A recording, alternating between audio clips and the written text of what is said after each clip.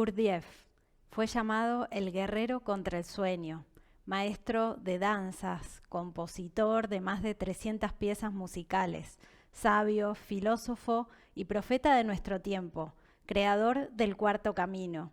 ¿Quién fue este misterioso hombre, de quien hoy se cumplen 160 años de su nacimiento? Nacido un 13 de enero de 1866 en Alexandropol, hoy Armenia. Su padre fue su primer maestro, quien lo nutrió con la sabiduría de distintos pueblos desde pequeño. Durante su juventud vivió buscando respuestas que no se hallaban en las religiones ni en las ciencias oficiales. Estuvo en Afganistán, Egipto, India y Tíbet, donde se dice que fue preceptor del 13º Dalai Lama. Regresó a Rusia, donde reunió a un grupo de discípulos, entre los cuales se encontró Pedro Ouspensky, el gran matemático ruso, Olga y Tomás de Hartmann también. Y en 1917, debido a la revolución bolchevique, conocida por todos, escapó de Rusia, se estableció por un tiempo en Turquía y finalmente en 1921, luego de pasar por Alemania, se establece en Francia, donde continuaría trabajando hasta su muerte en 1949. Quizás sea todo un símbolo que su nacimiento se haya dado en un punto geográfico de confluencia entre Oriente y Occidente, ya que una de sus enseñanzas fundamentales es que era necesario en este momento histórico reunir la sabiduría de Oriente con la ciencia de Occidente, algo que logró de manera extraordinaria. Se nutrió de estas antiguas sabidurías, entre ellas las del budismo del Tíbet en su juventud, como también del sufismo, del cristianismo gnóstico, y supo traducir estos antiguos conocimientos para la mentalidad del hombre y la mujer modernos. Pero para ponderar su figura no basta con mencionar algunos datos de su biografía, por más que es sumamente interesante. Hasta se ha escrito y se ha filmado esta biografía de él, la ha hecho el gran cineasta inglés Peter Brook.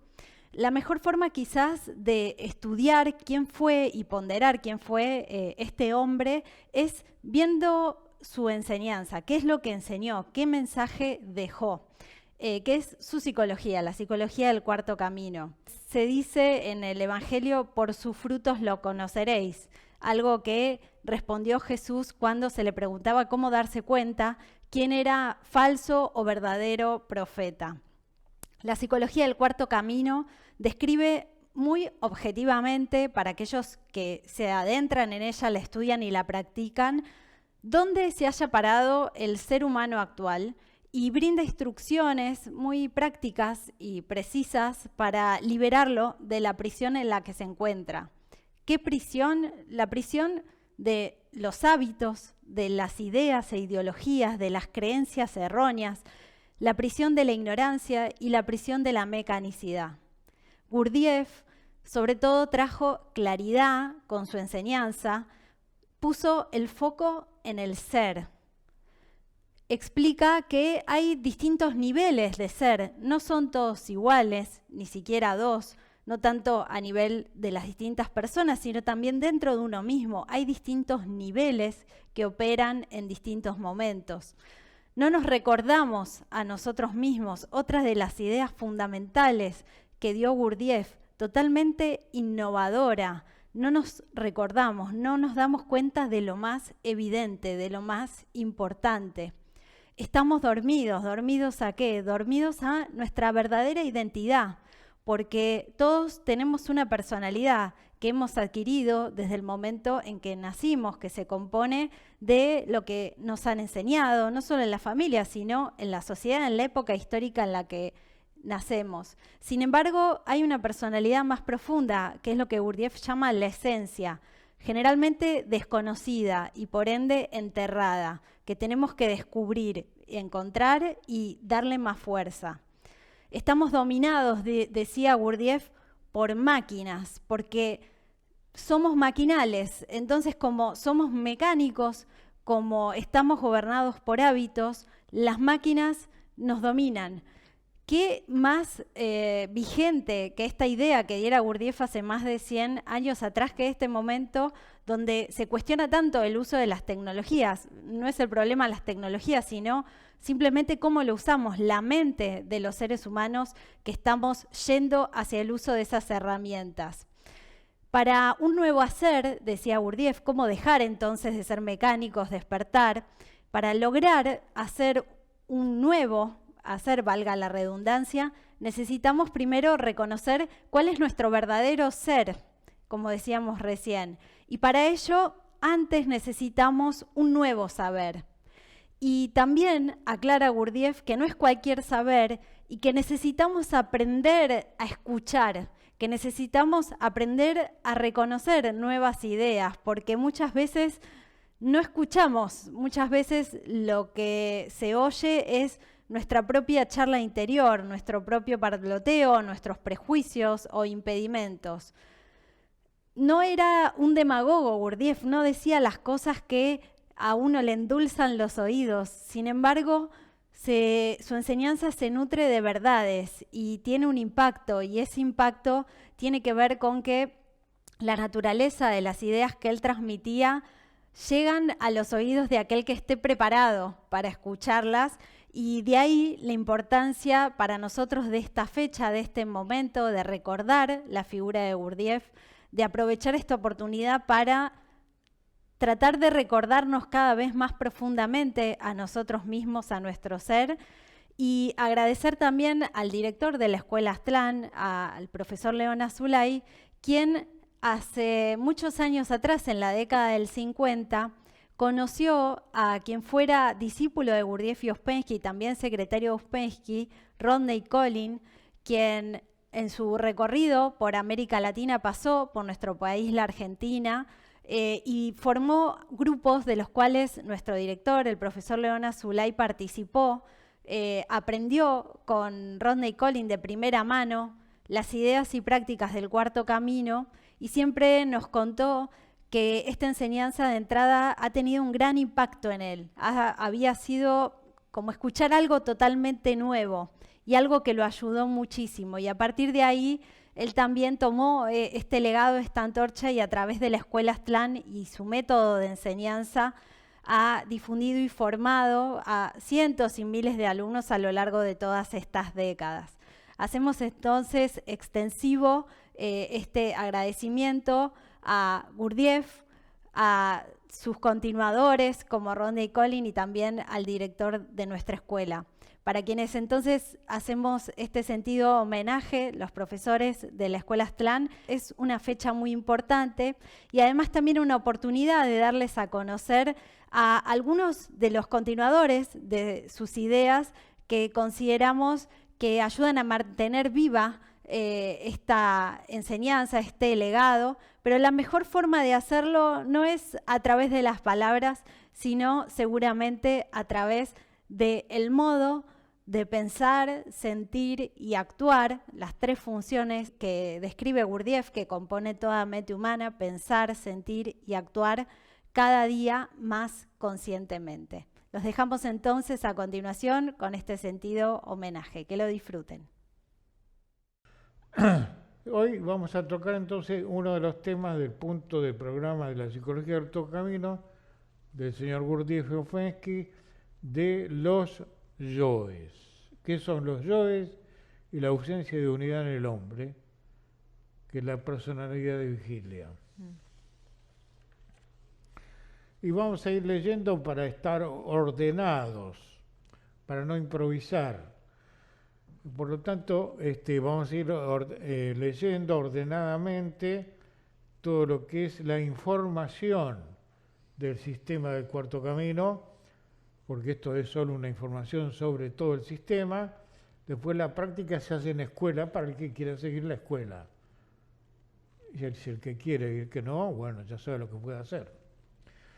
Bueno, entonces el tema siguiente es qué son los yoes. En el Cuarto Camino se habla que el individuo común, el hombre mundial, hoy el hombre común, tiene un yo unificado, sino que su sistema de vigilia, el que tenemos ahora, es una multitud de diferentes personas que viven cada uno de nosotros.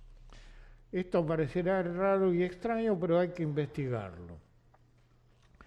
Quiere decir que nuestro yo actual está compuesto de muchos yoes, de tipo intelectual, de emocional, motriz, sexual, contradictorios entre sí, que se enfrentan entre sí, que crean los problemas psicológicos que tenemos. Esto es lo que Gurdjieff llama yoes, o Jung llama pequeñas individualidades, que pertenecen a la psicología de la personalidad física. El ser humano tiene dos personalidades en este sistema: la personalidad física del cuerpo físico que actúa en el mundo externo y la personalidad interna, la puramente psíquica. El trabajo es la observación de sí y tratar de conocer, de conocerse a sí mismo a través de lo que se llama una práctica especial que en el sistema se llama la observación de sí para llegar a la conciencia de sí. Esta observación de sí no es la que hacemos todos los días, es un método técnico práctico de escuela no conocido en el mundo común de la psicología oficial o de Occidente. Después vamos a ver de qué se trata. Una pregunta, León, Sí. de esto. O sea que como primera proposición, ¿no? Del tema de hoy es esta idea de que tenemos yoes, de que estamos conformados por una multiplicidad. Sí. La primera práctica que uno debería hacer es poner a prueba esta idea a través de la práctica de la observación de sí. Así es, tiene que verificar esto. Tratar de conocerse a sí mismo es el trabajo de autoconocimiento, que es la observación de sí. Si uno busca en verdad el conocimiento de sí mismo y no invenciones o fantasías acerca de uno mismo, ninguno tiene un yo verdaderamente permanente e inmutable, sino que hay que encontrarlo, el verdadero yo, el que quiere ayudarse a sí mismo. Esta misma idea puede ser que la plantee de algún modo Krishnamurti también cuando hablaba de que tenemos una conciencia fragmentada. Eso mismo. Así es, Krishnamurti habló mucho de esto en cientos de videos que hizo en su vida sobre la conciencia fragmentada. Justamente en el Cuarto Camino se habla de lo mismo en otro lenguaje, o llamado yoes. Bueno, esto nos hace hacer cosas muy diferentes, los yoes, de lo que deberíamos desear sentir y hacer y pensar. Esto tiene un profundo significado para el cambio de conciencia, cambio de sentimientos, cambio de la comprensión y obtener seriamente una verdadera personalidad que tiene un camino ordenado, ¿no? O sea que si hay una verdadera personalidad que está, creo que en este sistema se habla de que está enterrada, ¿no? La conciencia real. ¿Cuál es la personalidad con la que estamos actuando cotidianamente? ¿Es esta personalidad de yoes? Vamos a ver el esquema del psiquismo, que es este gráfico, ¿no?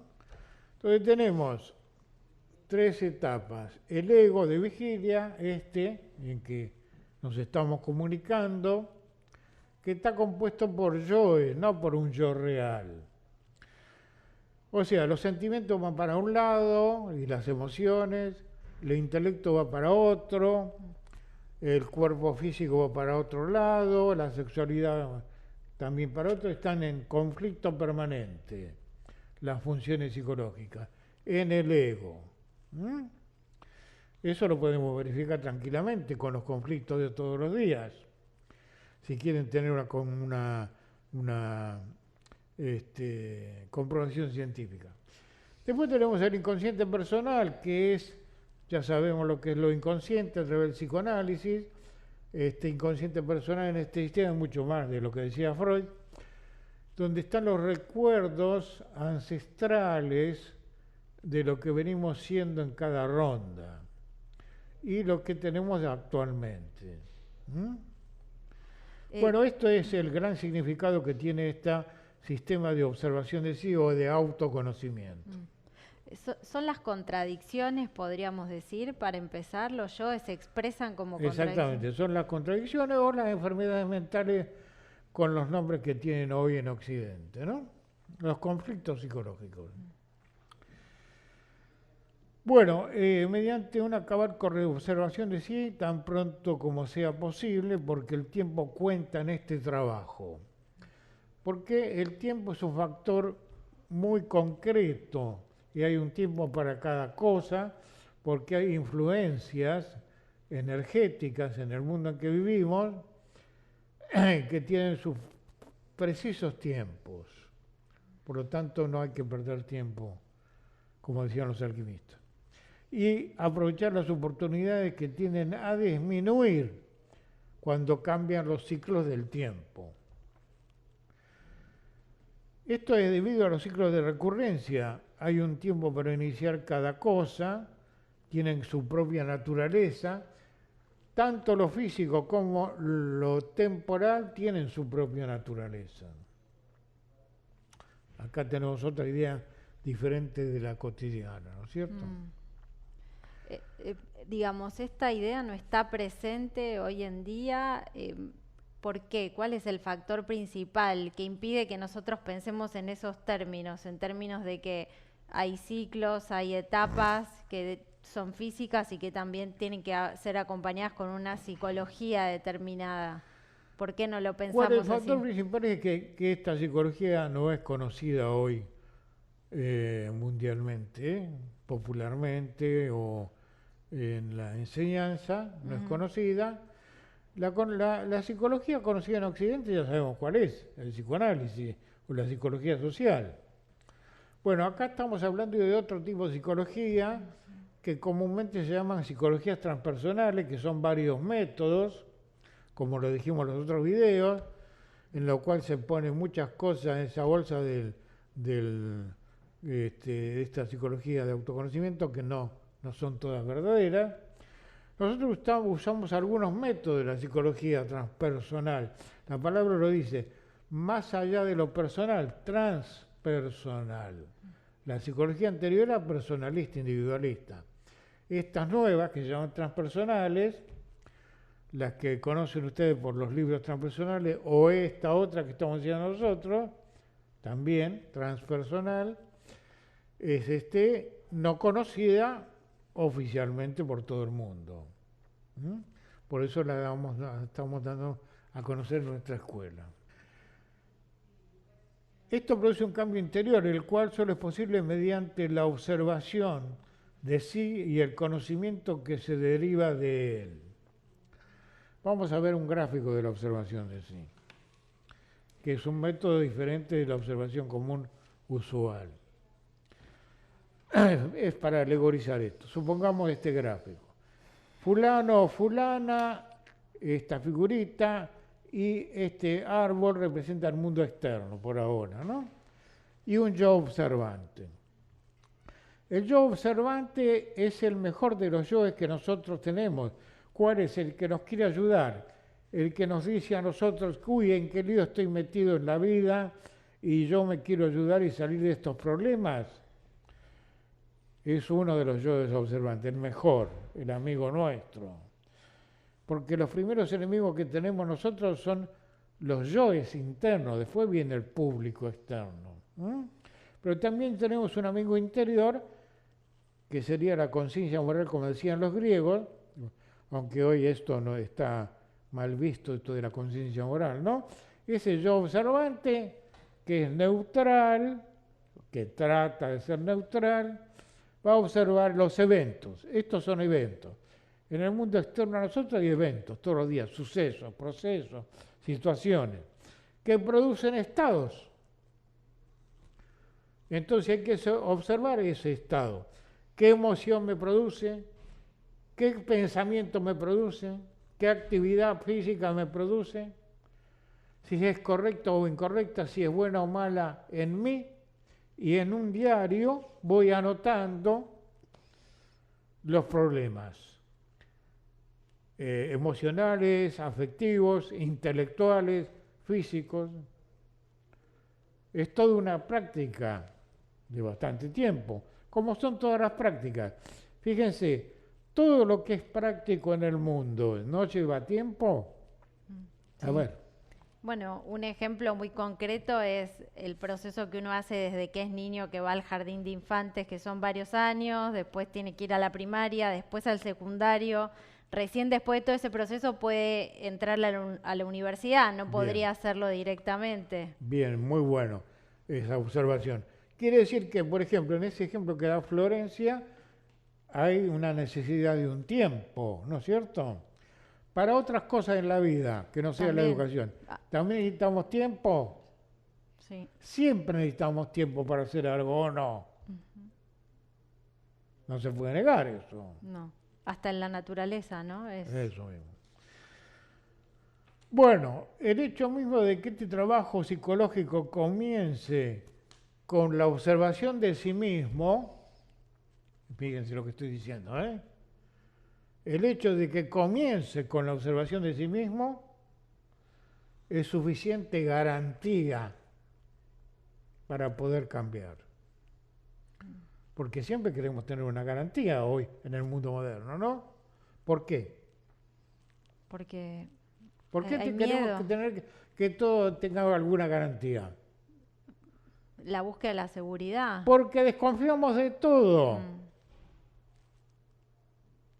Y el hecho de que esto empiece por la observación de mí mismo para cambiarme a mí mismo, ya en ese hecho está la garantía.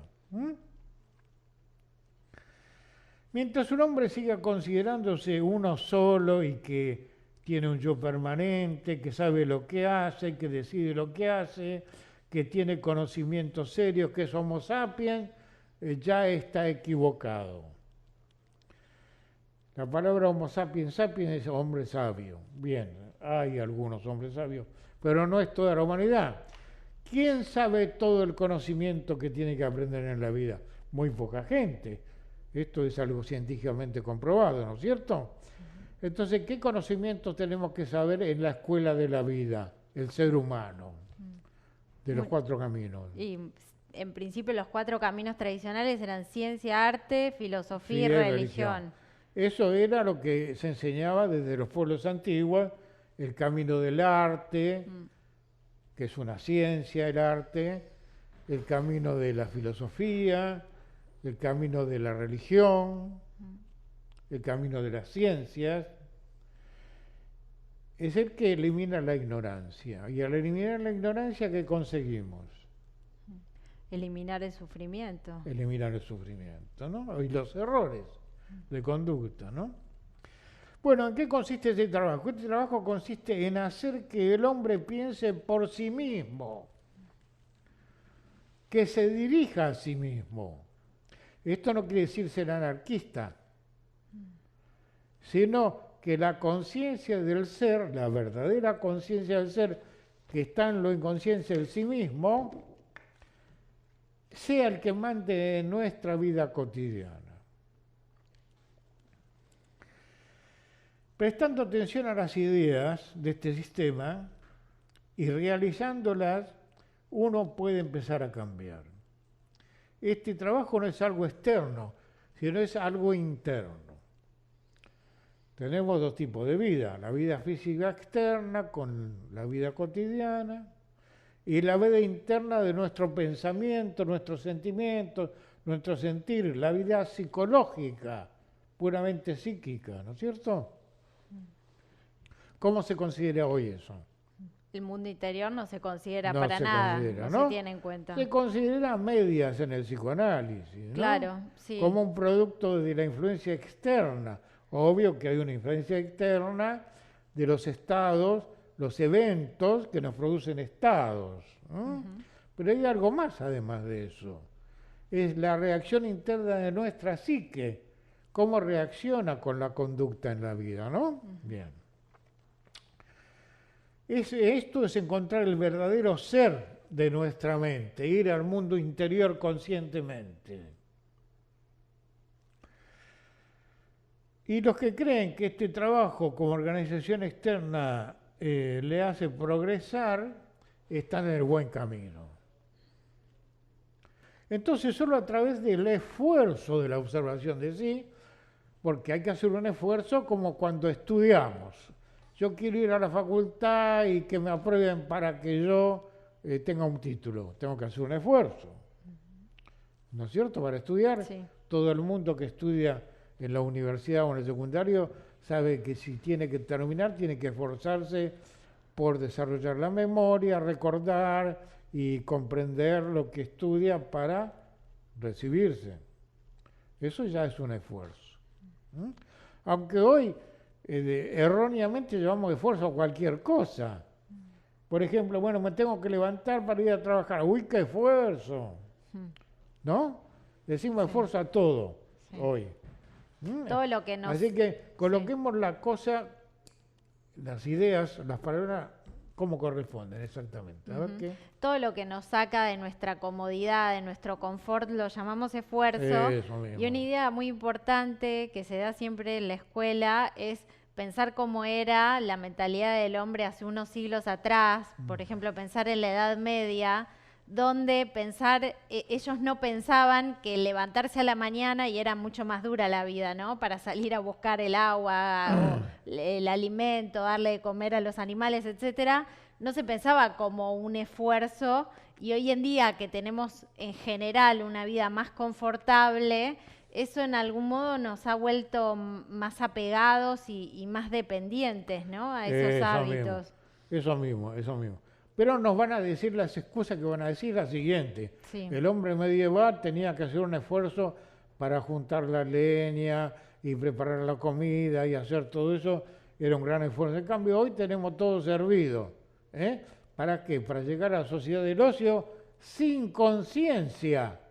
Y una sociedad del ocio sin conciencia, ¿a qué nos llevó en el siglo XX? ¿A qué? Y como está el mundo hoy en día, es un Bueno, caos, es un desastre. ¿Qué fue el siglo XX? Y una guerra tras otra, incesante, violencia, ¿Y destrucción, psicológicamente? crisis existencial total, ¿no? Enfermedades mentales de todo tipo. Sí. Bueno, evaluemos todo, ¿no? Entonces, a través del esfuerzo de la observación en sí, uno puede llegar a darse cuenta, esto es importante, el darse cuenta, que uno no sabe, que no es uno solo, que hay muchos en nosotros que deciden por su cuenta. ¿Qué decía el Maestro Jesús de eso? En relación a que, a ver... A que somos muchos. Hay una parábola donde se encuentra con un hombre y le pregunta ¿cómo te llamas? Sí. Y le dice, mi nombre es Legión porque somos muchos. Eso está en uno de los evangelios, porque el Maestro Jesús fue uno de los grandes maestros occidentales. Sí. Ya en ese tiempo, en su psicología, hablaba de ese tema. Bueno, darse cuenta que uno es mucho, es una legión. Y entonces cuando uno se da cuenta puede destruir esa ilusión de que uno es un individuo no dividido. Individuo quiere decir no dividido. Por supuesto que nuestro cuerpo no está dividido físicamente, es enterito, ¿no? Sí. Pero nuestra mente sí está fragmentada en pedacitos. Sí. El cambio de uno mismo es una posibilidad definida en todo ser humano. Y es la verdadera meta de la existencia, porque la existencia en el mundo físico es una escuela, según nuestro sistema. Están en el mundo físico, la psique está en el mundo físico, y este mundo físico es una escuela.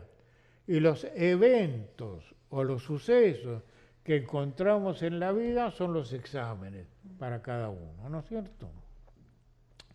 Pero el punto de partida de este cambio permanece oculto en lo inconsciente.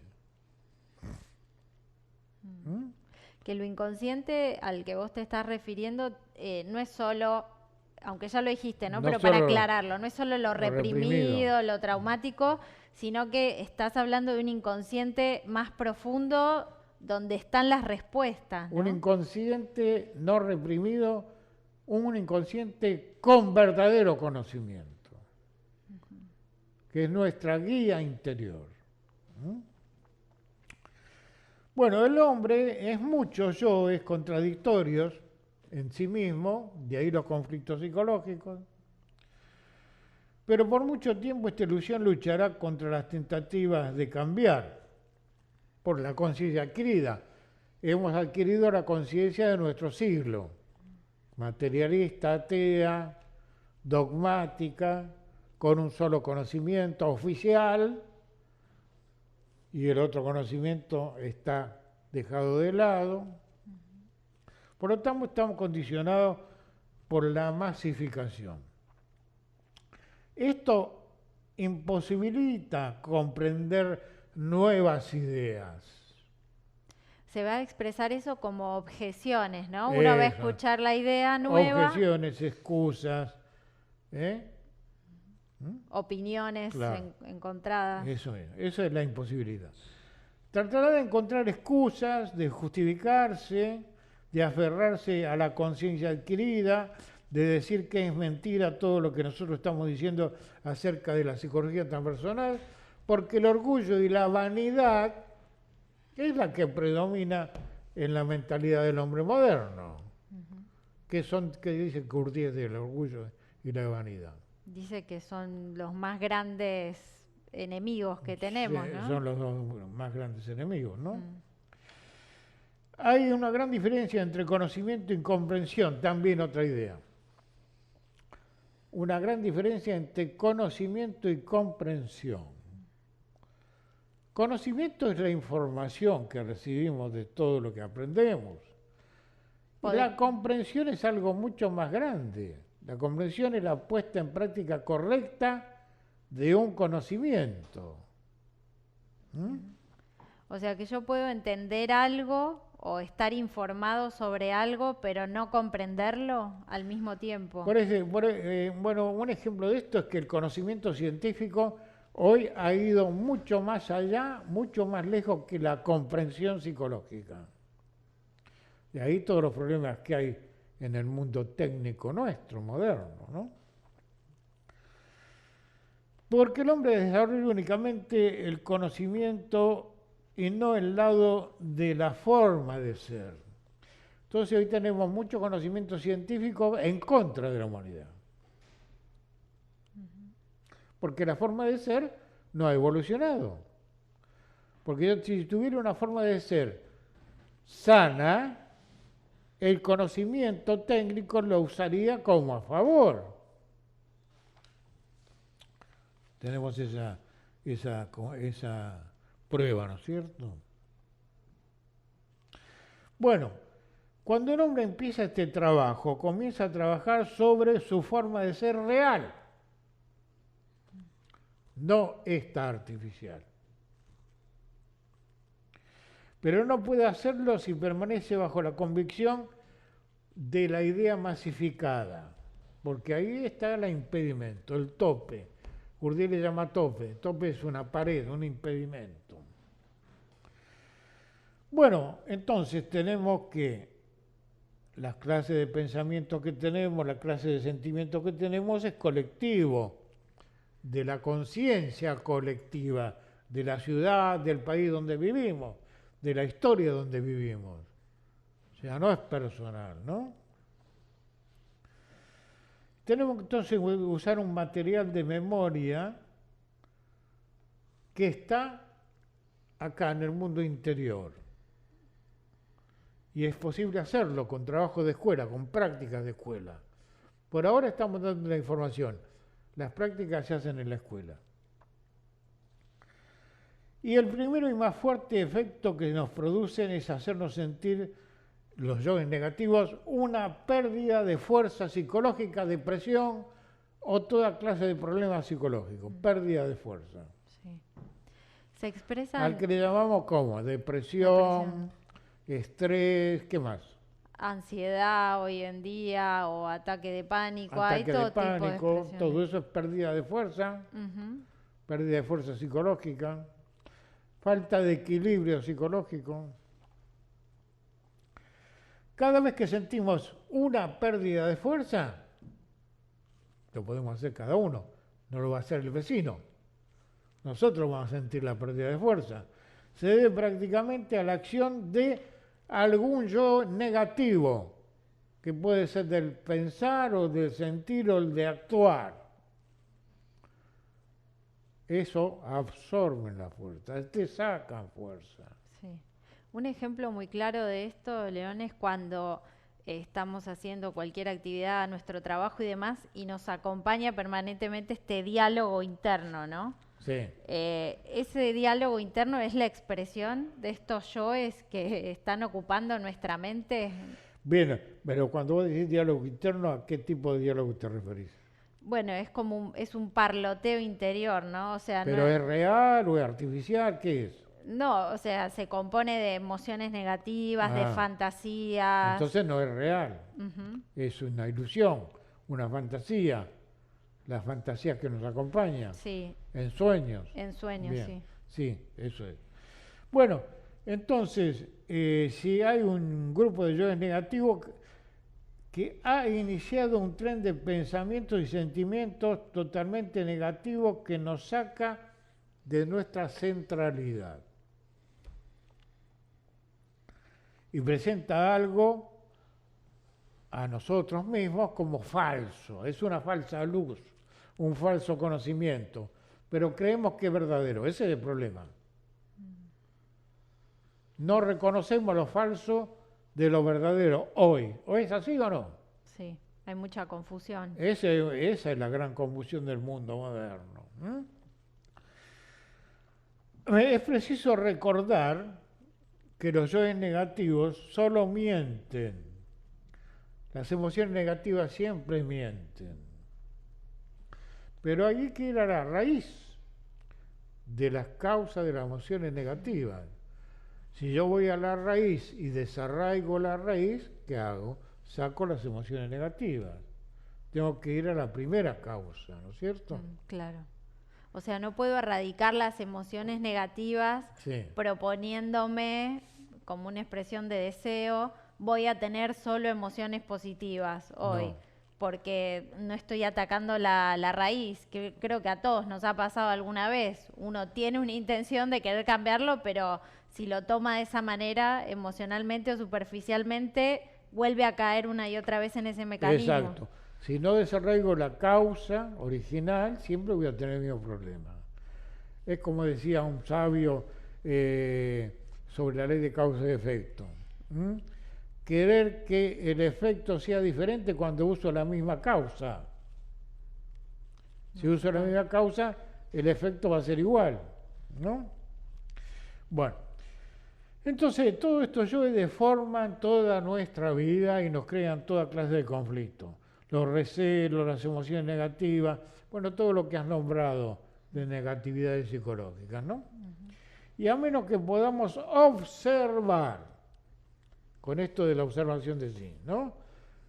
Uno mismo es su propio analista. Uno mismo se va a observar, uno mismo va a notar qué es lo que tiene que corregir y después si viene a la escuela le vamos a decir qué práctica tiene que hacer. Bueno, podemos observar entonces los yoes negativos en todos los centros. Vamos a poner los centros. Por ejemplo, las funciones psicológicas. Tenemos las funciones del pensar, yoes negativos del pensar, de la vida afectiva, de la salud física y de la sexualidad. Bueno, si estos yoes negativos entran en estas funciones, reemplazan realmente la coordinación correcta, tendrán siempre poder sobre nosotros y nos desviarán realmente de nuestro destino. Sí. Bueno, esa es la idea, así en grandes rasgos, de lo que llamamos que son los yoes en el cuarto camino. O sea, la ausencia de unidad en el hombre de la personalidad de vigilia. A continuación veremos una entrega que hace Kathleen Riordan Smith. Esta mujer muy particular, nacida en 1937 y cuyos padres estudiaron en los grupos de Gurdjieff. De niña tuvo la suerte de poder conocer a Gurdjieff, como ella lo cuenta en sus biografías, y Gurdjieff cuenta la impresión que ella tuvo de este misterioso y extraordinario hombre que despertó en la cultura moderna del siglo XX, en intelectuales y personas de todas las áreas de la vida, muchísimo enigma e interés en su trabajo que hizo, tanto partiendo desde Rusia, Armenia, Rusia, Turquía, hasta Europa y Estados Unidos, despertó un interés enorme en muchas personas, ayudó a muchísimas personas, y entre ellos los padres de Kathleen Riordan, que formaron parte de los grupos de estudio de Gurdjieff y también de Alfred Richard Orash, un importante discípulo tanto de Gurdjieff como del Cuarto Camino, y uno de los también instructores que difundió material y libros acerca de la psicología y la filosofía del Cuarto Camino. De pequeña, cuenta ella sus impresiones y dice que era un hombre de extraordinaria dulzura, muy amoroso con los niños, y que le dijo, en un francés un tanto tosco, que ella, como niña, tenía posibilidades reales para un cambio, para una evolución de conciencia. Esto se confirmó con la vida de Kathleen Riordan, que fue una de las más importantes mantenedoras de la tradición del Cuarto Camino en Estados Unidos y para el mundo. Publicó algunos libros también. Aquí vamos a escuchar sus testimonios acerca de qué son los cuatro caminos. ¿Por qué se llama Cuarto Camino el Cuarto Camino? El camino para el hombre y para la mujer equilibrada. Un camino donde el ser humano no necesita crear circunstancias artificiales para hacer una evolución interior, para hacer un cambio psicológico. Va a explicar ella aquí la tradición también que se encuentra en las filosofías orientales del Cuarto Camino. Gurdjieff toma esta palabra Cuarto Camino en parte de la tradición de la filosofía de la India, de los cuatro caminos del yoga, del Hatha Yoga, el Bhakti Yoga, el Jnana Yoga y el Raja Yoga o Raja Yoga, el rey de los yogas, que es el camino, como dice Gurdjieff, de la armonía y de la integración de los tres aspectos de nuestra naturaleza: el cuerpo, nuestra vida afectiva, las emociones y la vida afectiva, y el mundo del pensamiento.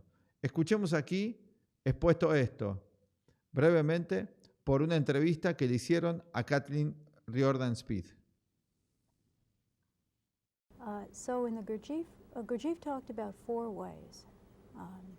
There's the way, and they relate to the various functions of a human being: the belly or gut, the heart, the intellect, and then those three together. So way number one is the way of the fakir. It's the way of developing will by, you know, those people in India who will just stand there until a bird nests in their hand. They'll never move their arm. I always think of fakirs as laying down on beds of They nails. can do that too. They master their body, but only their physical body. In other words, it's the notion of willpower. Willpower. And right. you associate that with the guts. You do. As samurai and, you know. So there's that way of mastering the physical body, and that's a very big thing. Athletes love that. It's a real high that people tell you who do high performance athletics, like rowing or something. Yeah. And Gurdjieff's point, I gather, is that this is an incomplete way. Yeah, and if you get all the way to transcendence in that way, then you have to be hauled back, and the other two centers have to be worked on, according to him. Right. So one way is the fakir. That's the way of the gut. It's also the samurai in Japan and other things. And the second is the way of the monk. But what he means by monk is the Christian idea of monk, the holy worship, prayer, or sitting at the feet of the guru, or dancing in a bhakti way, and The sense Yeah. of devotion, Devotion, opening up right, the heart. right. Yeah. And we all know that. That's also in Islam. There are various Sufi orders like that. Yes. Yeah. All the groups that have the symbol of the heart with wings. Oh, heart with wings, or people who dance around Indian gurus in a bhakti way. Yeah. Okay, so that's the way of the monk. Bhakti, I should just mention, is a Sanskrit word for devotion. Yeah.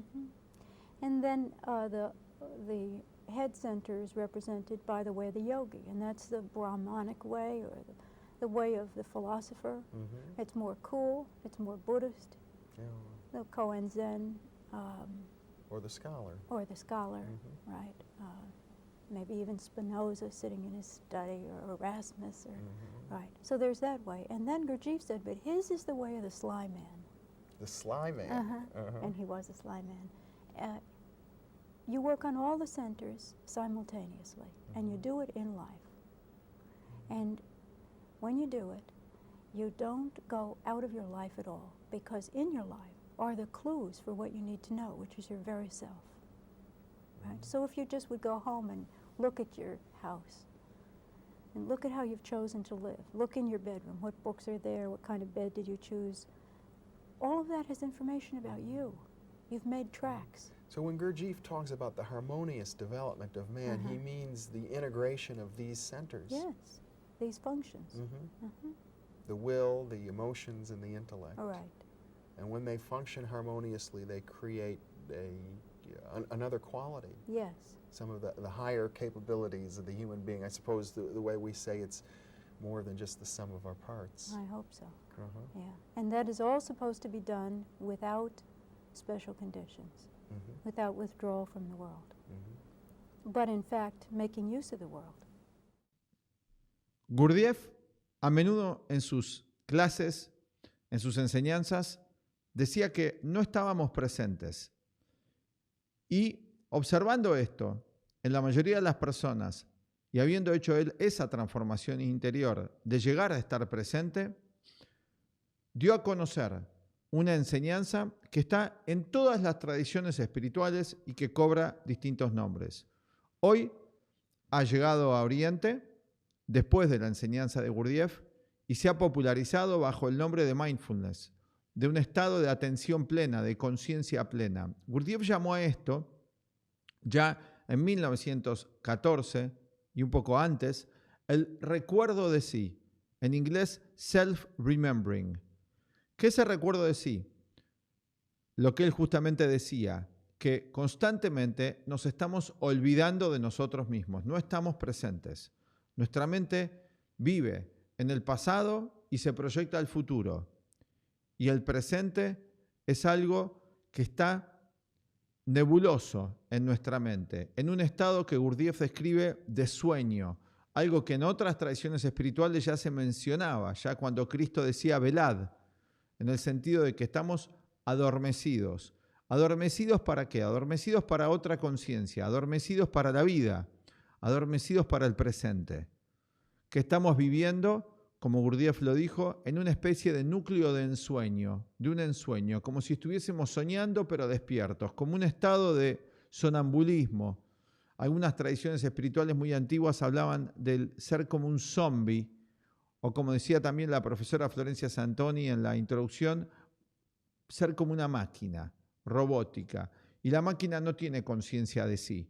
El recuerdo de sí, la conciencia de sí, son dos de los estados deseables para el ser humano. Un estado que podemos alcanzar, pero que no viene con nosotros automáticamente. Con nosotros viene el estado común, una mente que está llevada por las cosas, que habitualmente se pierde en las cosas externas y en los estados internos. Aquí vamos a ver cómo Kathleen Riordan presenta la idea del recuerdo de sí, nos explica, amplía esto, dejamos que ella lo explique y agregamos que una de las explicaciones que da nuestro director, el filósofo León Azulay, es que el recuerdo de sí es un estado en el cual nos damos cuenta que este cuerpo físico es meramente, solamente un vehículo de la mente y que lo que somos realmente es mente. no es un darse cuenta solamente en cuanto intelectualmente, sino es con la totalidad de nuestro ser, que ya vamos a ver que comprende tanto el pensamiento, el sentimiento y el cuerpo. Un estado de presencia y, como dice la palabra hoy, pleno, total, de la totalidad. Bueno, ¿y cuál es esa totalidad? La que hablamos antes cuando hablaba Kathleen Riordan e introducíamos los 3 aspectos de la naturaleza humana: el cuerpo, los afectos, las emociones y el pensamiento. Estar presente y darnos cuenta en esa totalidad que realmente somos. Dejamos aquí y escuchemos de vuelta a Kathleen Riordan hablarnos acerca del estado de recuerdo de sí.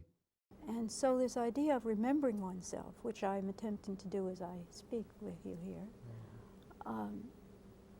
that idea is a form of Buddhist meditation, you could say, in which attention is put moment after moment on whatever comes into consciousness. But I don't have to do it sitting on a pillow. I can do it sitting in front of these cameras and talking with you. And you could do it as we're sitting here too. It's a simple exercise in a way, and it strikes me as if there's something profound to be learned at almost any instant when we do that, or if not profound, something. Oh, yeah. There's always something there. Like I can see I'm sinking a little bit, Right. I'm sitting up straight, or I'm wondering, what am I going to ask her Right, next? right. Where is this leading? Yeah, so you're Yeah. more a witness of yourself. Yeah.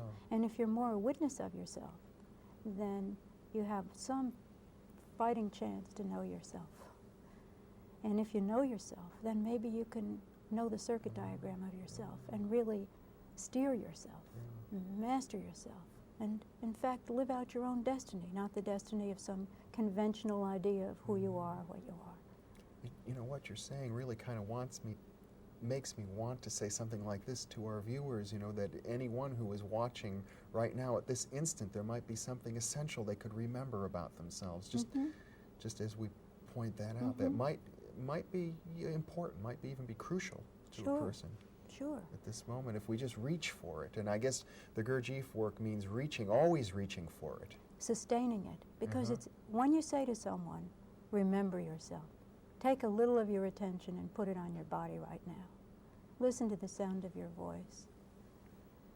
Experience the kinesthetic cues inside you. Do that right now. Everyone will say, well, of course I can do that. It's very easy, because everyone knows how to do that. Yeah. Right. The only thing is to sustain it. That is a big work, because one can do it, and I challenge anyone to do it for more than a minute without practice. Something will pull you away, right? I think 30 seconds would be very hard.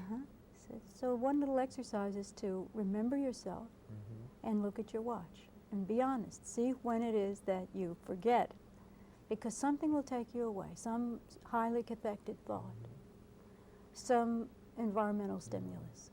Well, I should imagine that the key isn't, never to be interrupted, never to let your mind be distracted, but over, say, a period of days or weeks, to keep doing it as high a percentage of the time as you can. Of course, and to notice what takes you away. What is it that keeps you from knowing yourself? Because when you're remembering yourself, then there's less of an opportunity for all these fragments to kind of take control, I should think. Yeah, when you remember yourself, then you're at least in committee form. Somebody is controlling the subpersonalities. And the interesting thing about the Gurdjieff work, to me, one interesting thing, is that it is designed to fit into a Western culture. You don't have to go off to a monastery. You don't have to give up your job or stop your normal routine in life. In fact, Gurdjieff emphasized that householders were well equipped for this work.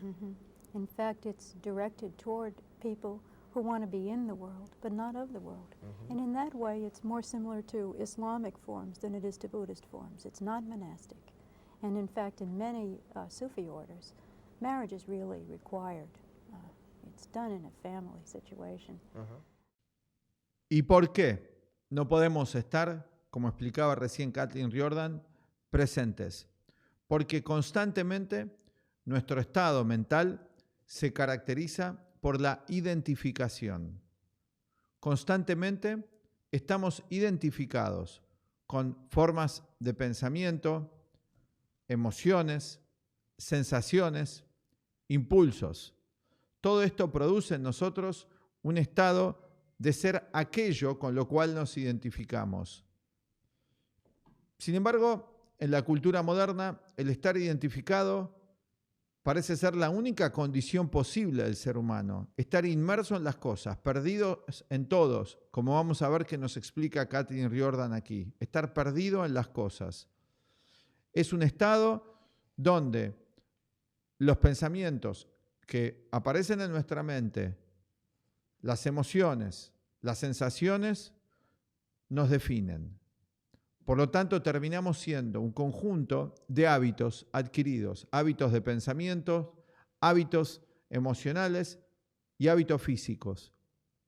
Si tenemos que definir, dice Gurdjieff, cómo es la psicología humana estándar, común, corriente, sin un trabajo interior, podemos decir que cuando nosotros nos describimos a otras personas o cuando contamos nuestras biografías, estamos mayoritariamente contando un ser de hábitos adquiridos, hábitos diferentes, dice Gurdjieff. Una de las prácticas que les enseñaba Gurdjieff a sus discípulos era el respetar las diferencias, respetar a los otros, que era lo que él llamó consideración externa. Esta práctica era ponerme en el lugar de los otros y hizo una experiencia donde fueron a vivir él y muchos discípulos y personas que llegaban allí y pedían ser parte de este trabajo interior en Fontainebleau, en las afueras de París. Existe todavía hoy ese castillo y esa casa y se usa para recitales y conciertos. Un lugar hermoso. Gurdjieff alquiló ese lugar durante unos años y con alrededor de 100 personas fueron a vivir ahí. Fue realmente una experiencia extraordinaria para aquellos que fueron parte de eso. Esos años fueron muy especiales allí en Europa. Y ahí Gurdjieff les enseñaba a convivir en armonía a los que estaban allí. Y una de las cosas habitualmente que sucedían era que las personas entraban en conflictos unas con otras por los choques de las diferentes personalidades. Y Gurdjieff les explicaba que esos choques que tenían eran porque la mecanicidad de uno, la forma de ser máquina de uno, chocaba con la forma de ser máquina de otros. Y les enseñaba eso a sus alumnos y a sus discípulos.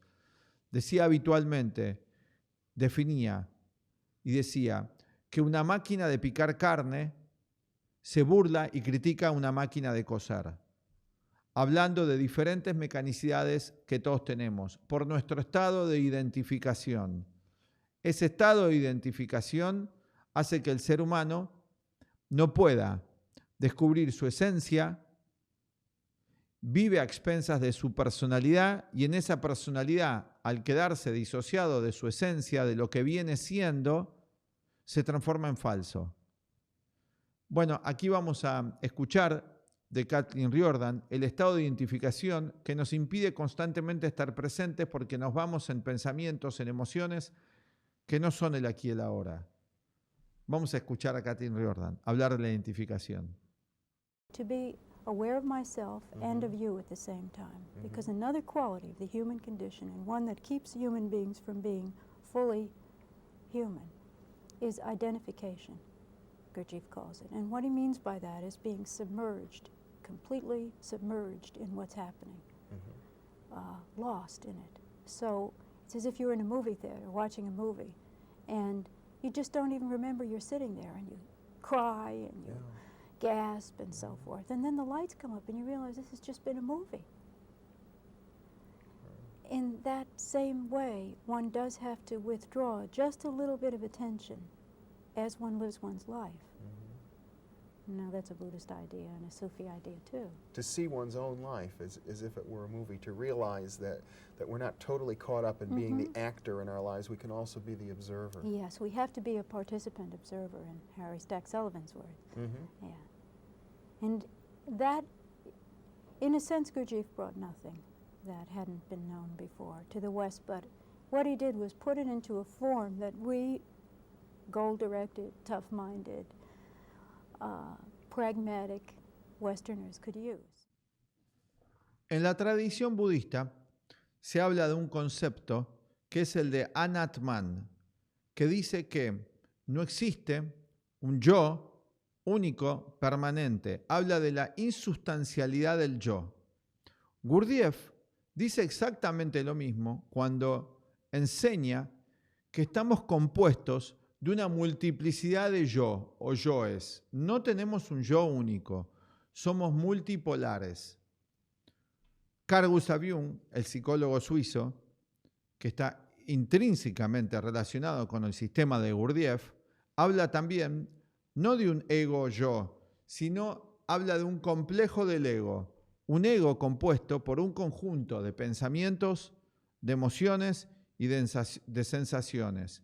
Y Gurdjieff agrega que este conjunto de pensamientos, emociones, sensaciones, impulsos, recuerdos, etcétera, todo el contenido de la mente, están en un constante estado de contradicción y que en diferentes momentos emerge uno de estos yo con el cual nos identificamos y que erróneamente, por una falta de una verdadera educación psicológica, tomamos por nosotros mismos. Constantemente estamos diciendo yo a esto y yo a lo otro, cuando no es el mismo yo. Una de las ilusiones de ese yo y de esa unidad es el cuerpo físico, porque obviamente el cuerpo sí conserva una unidad. Nuestro cuerpo es un todo armónico. Las partes externas del cuerpo, manos, hombros, brazos, cabeza, ojos, es una totalidad. Los órganos internos que funciona en relativa armonía. Sin embargo, nuestra mente, también compuesta de partes, no tiene esa misma situación si no hace un trabajo especial interior para juntar todos esos fragmentos en una unidad. Y dice que somos una fragmentación de yoes. O como vamos a ver acá en el video Kathleen Riordan, no hay ni siquiera, dice, un comité. En nuestro mundo interior, en nuestro país interior, hay habitualmente un estado de anarquía y muchas veces el que toma el mando es un tirano. Por lo tanto, nos podemos transformar todos en estos pequeños, medianos o grandes tiranos para con nosotros mismos y para con los demás. Esta idea de una multiplicidad no solamente la planteó George Ivanovich Gurdjieff, también la encontramos, como decíamos antes, en el budismo, en el hinduismo un tanto diferente, el concepto de Anat Man, pero también la encontramos en otro pensador y otro filósofo venido de Oriente, que fue Jiddu Krishnamurti, cuando habla de la fragmentación de la conciencia. El proceso que Gurdjieff propone es llegar a la unidad, llegar al yo superior. Gurdjieff lo llama yo superior. Atman en la filosofía de la India, self o selbst en la psicología de Jung. Jung nos habla del proceso de individuación, llegar a ser uno. Bueno, todo esto enseñaba Gurdjieff. Una idea muy práctica que podemos comenzar por identificar estos fragmentos en nosotros, sacarnos la idea de un ego absoluto, Homo sapiens, que todo lo sabe, y puede empezar allí un verdadero trabajo interior, de encontrar en nosotros, entre todos estos fragmentos, lo mejor desde lo cual poder empezar a hacer un camino de evolución interior. Escuchemos a Kathleen Riordan presentar la idea de los yoes. That's a very important, the fragmentation of the human psyche is a very important part of the Gurdjieff work. And it's the initial condition that people find themselves in as they begin inner work. And the idea would be, of course, to be trustworthy for oneself and others. And that would mean to master those fragments, put them all into one coherent and integrated whole. I mean, that is what human integrity is. Yeah. And as we are with that work, we don't have integrity. So the state of the average individual is a person who is both asleep and fragmented. Yes, and there are terrible consequences to both of those things. Not only is the sleepwalker unable to see and hear, he's in a dream, but also the person says that they can promise things. And in fact, somebody else, one person makes the promise and somebody else is there to live up to the promise, and often promises aren't kept. Yeah, especially, I suppose this is serious when we make promises to ourselves. Exactly. I suppose it's one of the reasons why, as they say, the road to hell is paved with good intentions. Right. if you can't keep your promises to yourself, are you a human being?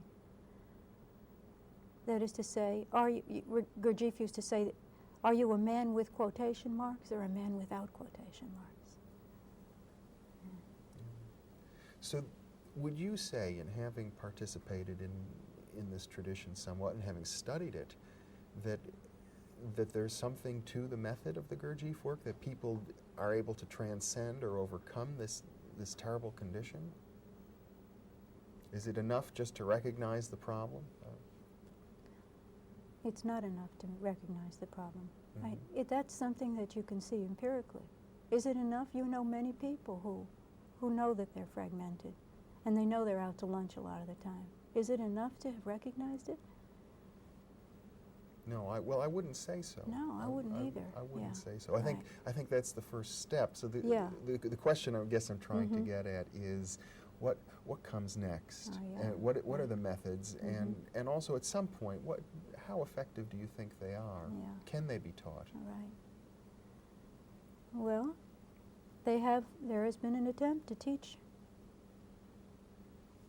in the Gurdjieff work, Mhm. and he himself was a real teacher, I'm sure. From all the accounts that I have read, everybody who encountered this man was struck by some intangible yet remarkable quality about him, that he did seem to exemplify what he was telling people when he talked about the harmonious development of the human being. He did seem to be. Mm-hmm. I recall one actually rather skeptical writer said that this man embodied a quality that he could only describe as being. Yeah. A quality of being that went beyond intellect or went beyond skillfulness or achievement in life.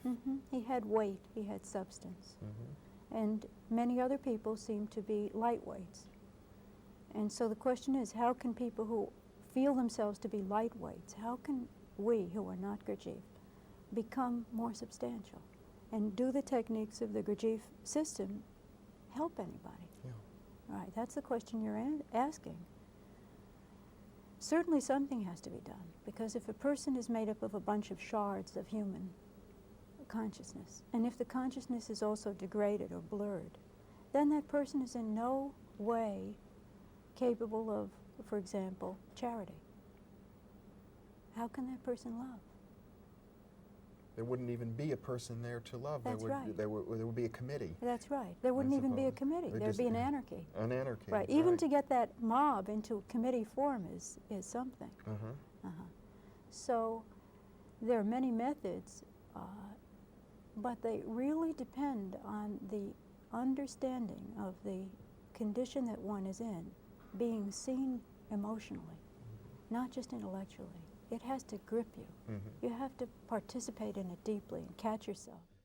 Escucharemos ahora a otro de los expositores importantes del Cuarto Camino, que fue Charles Tart, un estudioso de la psicología y la filosofía del Cuarto Camino. Muy importante, Charles Tart también nació el mismo año que Kathleen Riordan, en 1937.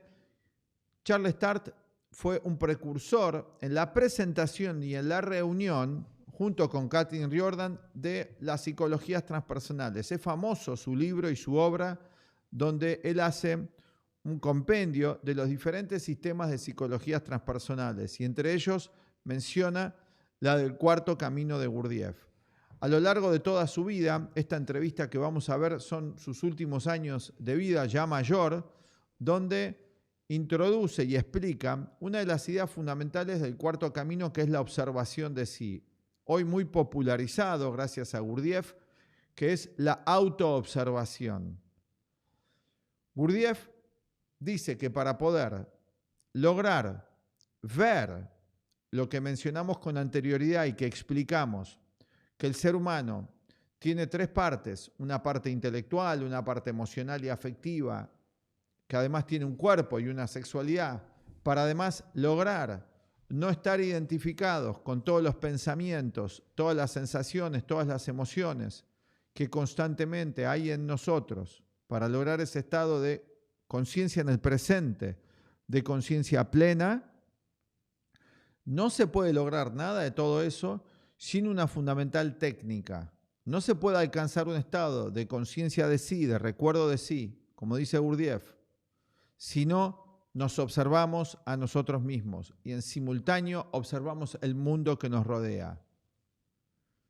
La autoobservación, tal y como Gurdjieff la explica, no es un ensimismamiento, no es observar solamente nuestros pensamientos, sino es observar en simultáneo el mundo, el evento.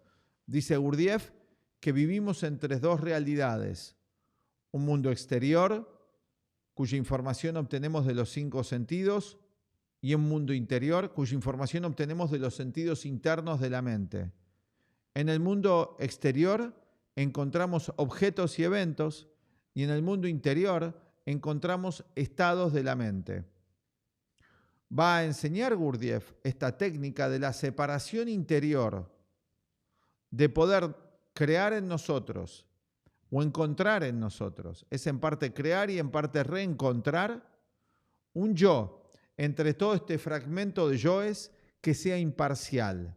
Algo difícil de lograr, pero posible. Algo que encontramos en otras técnicas también venidas de Oriente, como en el budismo, que son en lo que se llaman las meditaciones shamatha y vipassana, donde se va alcanzando un estado de no identificación de la mente, lo mismo que plantea Gurdjieff. En este sentido se cumple muchísimo lo que proponía la enseñanza de Gurdjieff de ser un nexo entre las enseñanzas de Oriente y Occidente, porque vamos a encontrar que en un lenguaje, que también uno de los que ayudó mucho a esto fue Ouspensky, el doctor Maurice Nicoll y Pedro Ouspensky, en un lenguaje psicológico moderno podemos tener acceso a una comprensión más profunda de las enseñanzas del Oriente. En esta técnica que dice Gurdjieff, que es lo que hay que practicar si uno puede las 24, o como dice nuestro director y maestro, el filósofo León Azulay, las 25 horas del día. O sea, hay que hacer un sobreesfuerzo para constantemente estar en un estado de observación de nosotros mismos y en simultáneo del mundo que nos rodea, y para que ese estado se cumpla tenemos que estar desidentificados. Una idea importante, una práctica más importante aún. Los dejamos aquí a escuchar a Charles Tart, que consideramos que era un practicante y además un difusor de este conocimiento. And what particularly influenced me was that one day while I was at the University of Virginia teaching and doing some research, I was reading Ouspensky's book, and he was describing Gurdjieff's method of becoming more awake or aware. Mm-hmm. Waking up was the attitude he used. Yep. And the essence of the method is that ordinarily our attention gets totally absorbed in whatever we're perceiving. You know, so if I was listening to you or talking to you, I'd be all absorbed in what you're saying and so forth. But Gurdjieff said you have to split your attention, so you're also paying attention backwards to how you're reacting and what you're doing, as well as what you're taking in from the outside. So I was trying to do that while reading it, and for a few seconds it worked. And this was 50 years ago, and I couldn't really describe at the time what happened, so it's even harder now. But I have to say that, at least in a relative sense, I woke up. Mm-hmm. For a few seconds, I was in a state of consciousness where somehow it was perfectly clear that my ordinary consciousness was just a dull bunch of conditioned responses. Even though by ordinary standards I was a smart intellectual and practical person and all that sort of thing, mm-hmm. but I wasn't awake. And then I went back to my usual sleep and could think about it intellectually and talk mm-hmm. about it and whatnot, but it was years before I could actually have that even moment of waking experience again. Gurdjieff enseñaba que éramos seres tricerebrados, decía Gurdjieff, que teníamos 3 cerebros en nosotros. Esto fue una idea que luego fue retomada por Paul MacLean para hablar de los 3 cerebros, del cerebro reptiliano, del cerebro límbico o emocional y el neocórtex o racional. Esta idea fue extraída, sin lugar a duda, del primero que presentó esto para Occidente, que fue George Ivanovich Gurdjieff. Por supuesto que no era una idea nueva, era una idea que ya encontrábamos en las filosofías del Oriente. Habitualmente, por el racionalismo, en Occidente desde la Revolución Francesa en adelante, la época positivista, materialista, se le dio fundamental importancia al cerebro, fundamentalmente como órgano y como sede de la intelectualidad o de la racionalidad. Hasta el día de hoy, en las neurociencias se pone mucho énfasis en el cerebro, su buen funcionamiento y su sano funcionamiento. Está muy bien. Pero Gurdjieff se anticipaba ya y decía que había otros cerebros muy importantes. Esto muy vinculado con los 4 caminos de la evolución de la conciencia del ser humano, como explicaba Kathleen Riordan. El ser humano, decía Gurdjieff, tiene 3 cerebros. No se refería a órganos precisamente, sino a partes de la mente. Gurdjieff lo llama centros. Decía cerebros porque la idea de cerebro son principios organizadores. Y no lo limita, como en la teoría moderna, más un tanto materialista, de dividir el cerebro en 3 sectores, que sí estamos de acuerdo que corresponde así, pero Gurdjieff decía que no es que estaban en el cerebro físico esas 3 partes, eso es otra denominación y sí tiene una relación con eso. Pero decía que había 3 cerebros y 3 inteligencias, una asociada al mundo de los sentimientos, cuya sede física es el órgano del corazón, pero que no es el corazón en sí mismo, ese es el vehículo físico. Los sentimientos y las emociones que encontrábamos también aquí. Emociones, sentimientos, el centro emocional, el centro motriz en el sector del abdomen, pero que es la parte física, el vehículo de eso, y lo sexual. En el cerebro o la mente sexual, Gurdjieff también la incluía con el motriz, para simplificar, como un aspecto parcial del mismo. Gurdjieff decía que si nos observamos adecuadamente, vamos a identificar en nosotros que en diferentes momentos de nuestra cotidianeidad, uno u otro cerebro está dominando y que de acuerdo a nuestro tipo psicológico y a nuestro nivel de conciencia, uno predomina más que otros. Hay niños en los cuales predomina más la mente motriz o el centro motriz. Hay niños en que predomina más la mente emocional o afectiva y hay niños en que predomina más la mente intelectual. Una armonía es un equilibrio entre los 3 y sería un ser humano donde los 3 se encuentran funcionando en armonía, plenamente desarrollados y, de acuerdo a las circunstancias, se emplea la mente correspondiente. Si tenemos que estudiar, es más adecuada la mente intelectual. Si tenemos que vincularnos afectivamente, más la mente afectiva.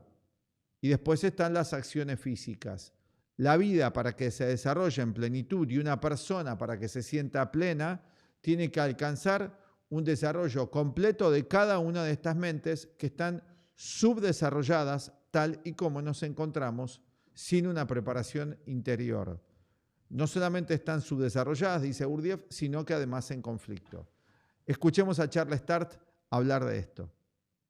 This was combined with another one of his ideas that we have 3 major kinds of intelligences. He called them centers, but I think intelligences would be a good word for it. One was intellectual, okay? No sweat on that. I had a black belt in talking by the time I was 12. You know, I'm good with words. Yeah. The other was emotional intelligence, and the third was this body instinctive kind of intelligence. And Gurdjieff said the problem of almost everyone is that only one of those kinds of intelligence is developed.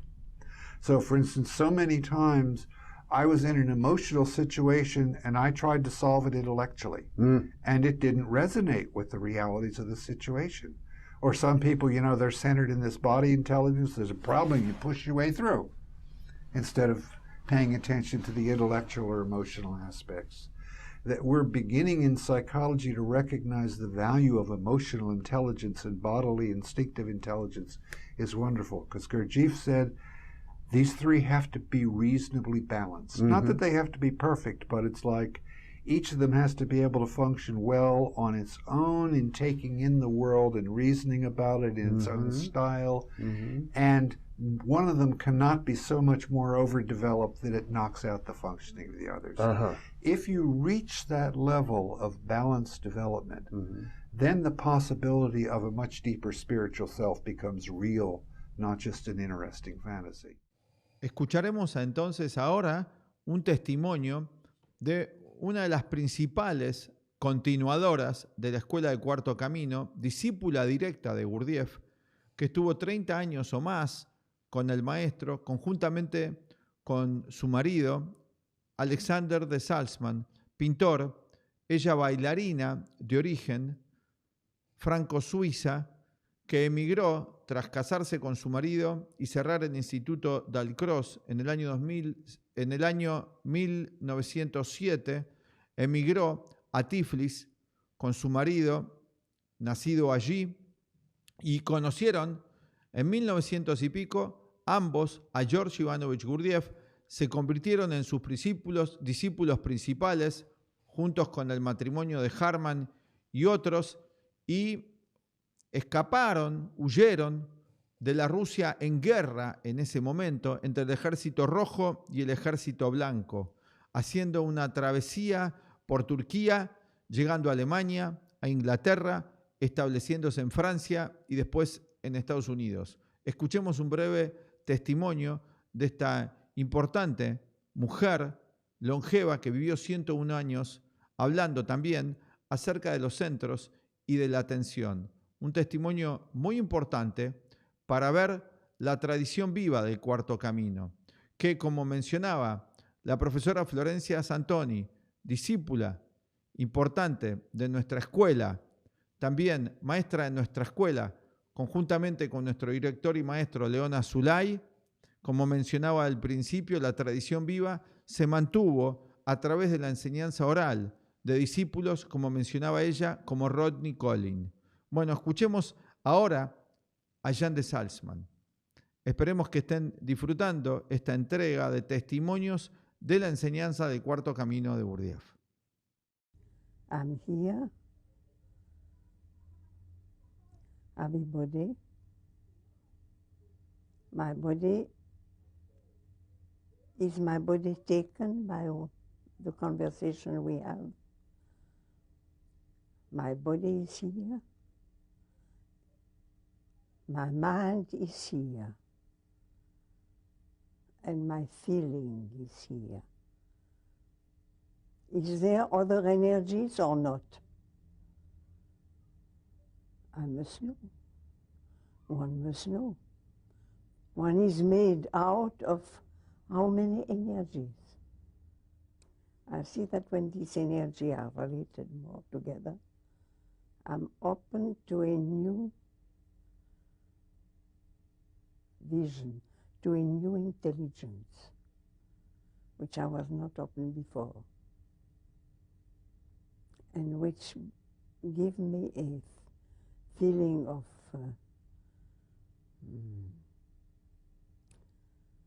freedom, which I never knew before.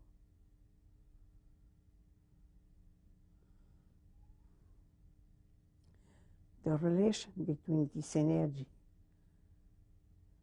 give me a freedom. It is another energy which usually in my life I cannot have if I don't feel that this relation is very necessary, because this relation make appear a new energy which human beings can have, which they are made of to have this energy. That was what Mr. Gurdjieff wished to show his pupils.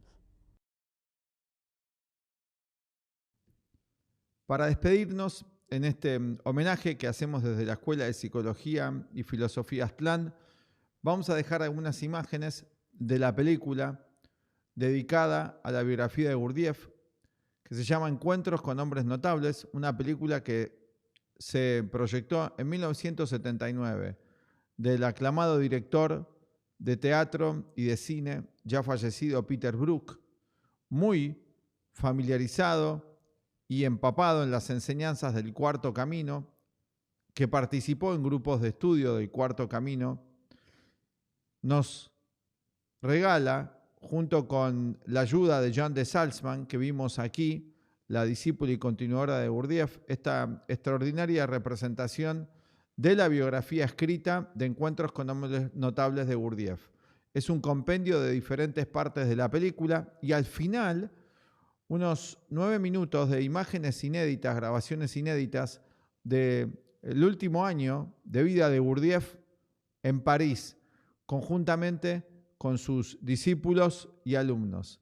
Esperamos que hayan disfrutado de esta entrega que hacemos de todo corazón de la Escuela de Psicología y Filosofía Aztlán, y nosotros particularmente aquí le agradecemos también a quien hace posible que podamos haber entrado en contacto con la extraordinaria enseñanza del Cuarto Camino, tan vital para poder vivir una vida más consciente, una vida más armónica, que es nuestro director y maestro, el filósofo León Azulay. Nos despedimos de la Escuela Aztlán y los dejamos con estas hermosas imágenes de la película y de Gurdjieff mismo, con música acompañada. La música que van a ver en la última etapa es tocada en un armonio por Gurdjieff, que además era músico. Los invitamos a aquellos que deseen participar en los grupos de estudios de nuestra escuela, de la Escuela Aztlán, del Cuarto Camino de Gurdjieff, donde integramos, como ustedes han visto en estas explicaciones, otras enseñanzas de psicologías transpersonales, tal y como lo hizo Gurdjieff. Integramos la sabiduría de Oriente y la ciencia de Occidente, incluyendo también inclusive principios de la física cuántica actual.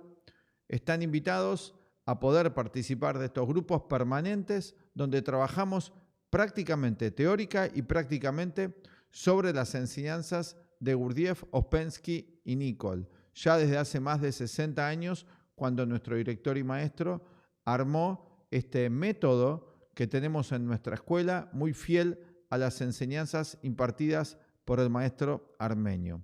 Les dejamos aquí los teléfonos de contacto y hasta la próxima.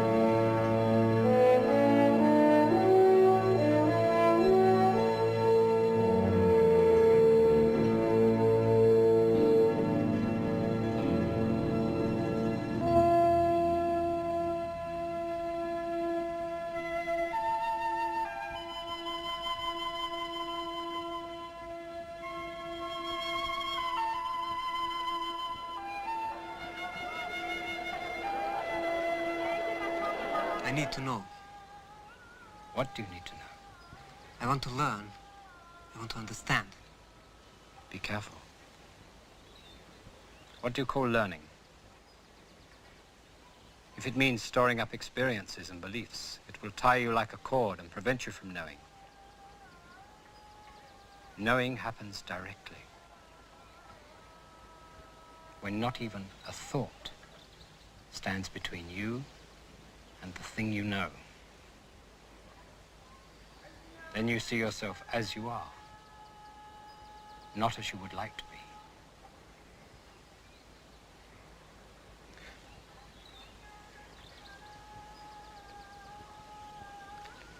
I have learned how difficult this can be.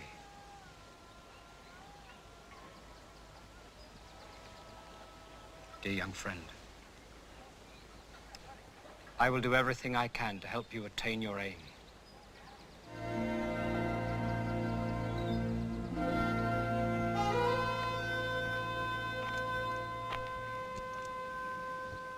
I must ask you to take a solemn oath never to reveal to anyone the place to which we will lead you.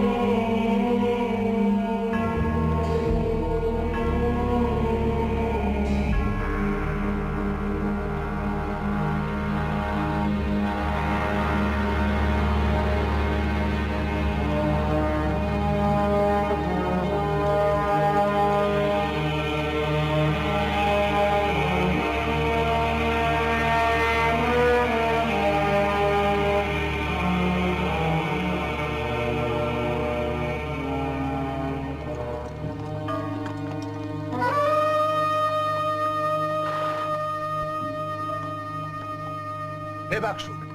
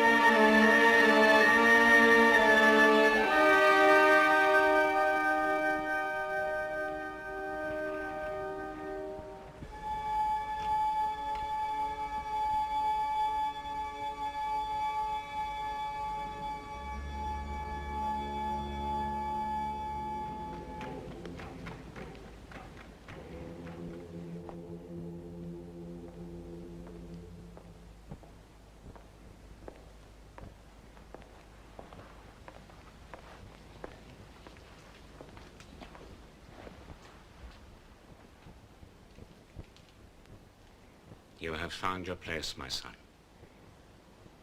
You come like a lamb. But don't forget, you have a wolf in you as well.